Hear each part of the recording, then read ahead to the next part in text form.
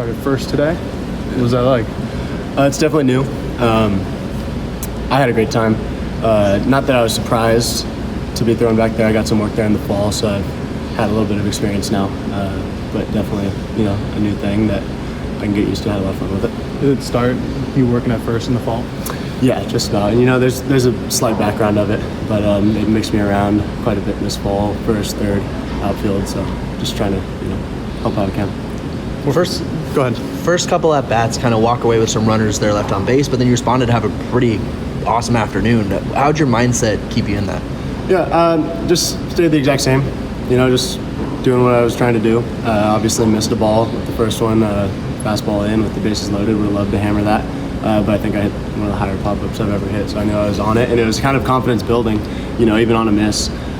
So just having fun with it, and again, just the guys, as soon as I miss the ball, I come into the dugout and everyone's just right behind me. Hey, you're real close. Keep with it, kind of that thing. So.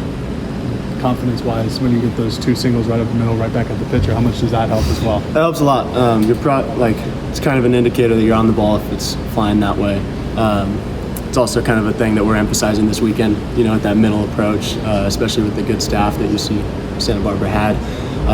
So that was something that we were emphasizing, and I was able to execute on it. So. I asked this to Mason as well, but when he hits that 3-run home run there, and whatever that was, the third or whatever, does that kind of give you guys a sense of relief? It's like, all right, we finally put some guys on the board. We finally can get to this pitching staff. Yeah, the relief's there. We have the confidence that we were going to win that game beforehand. So that was the spark plug that really proved it. Would I say that it flipped guys' minds? Personally, no. I knew we were going to get it done one way or another. But man, what a swing out of Mason, and to see a ball fly like that was definitely, just inspiring in a way. Last year at one point, I think Malaris told us if we're within 5 in the 8th inning, we feel like we're going to come back. We were down 5 at one point today. How do you feel like that kind of year to year? What have the changes been like in that mentality, or is it still exactly the same? Yeah, I've been here 3 years now, and if there's one thing I know about Oregon baseball is that you're never out of a game. I can't even tell you how many games we've come back and won from any deficit. Super Regional is a good example, but that's an old team, and this team's plenty capable of doing the exact same thing. It's kind of become part of our culture that you're never out of a game. Get in the left there at the end. Is that weird? Oh, no. Again, same thing as first base. They mixed me around there in the fall, and this month in particular, I've spent a lot of time out there, just PP, shagging, that kind of stuff, seeing the ball fly, kind of getting used to playing any position. Just trying to help out I can. Is there anybody that you've been trying to get some keys to? Like you talking to Justin, you talking to Bryce about playing the outfield at all? Yeah, the nice thing here is that we've got a lot of really good outfielders and a lot of really knowledgeable people.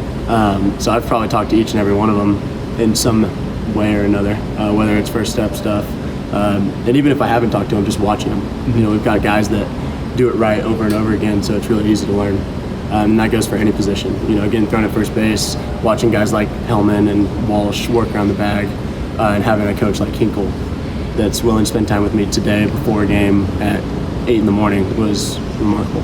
People talk a lot about contagious hitting. Can pitch selection be contagious in a long inning like the 6th was?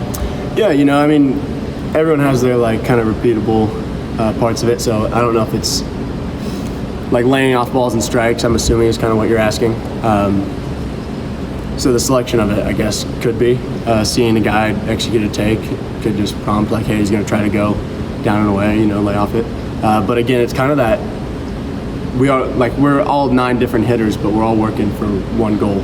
And we all have a very similar approach as to zone hitting, where we're trying to see the ball, all that. So there's some consistency in that. You went up lefty against lefty. I did. Are you done with switch hitting? No, it's definitely not over. There's just some stuff that we're working through. Okay. And I'm lucky enough to have coaches that prepared me for this and trust me with that opportunity. So we'll see how it goes in the future. So you felt confident though going up there lefty? Absolutely. You were fine, yeah. Yep. All right.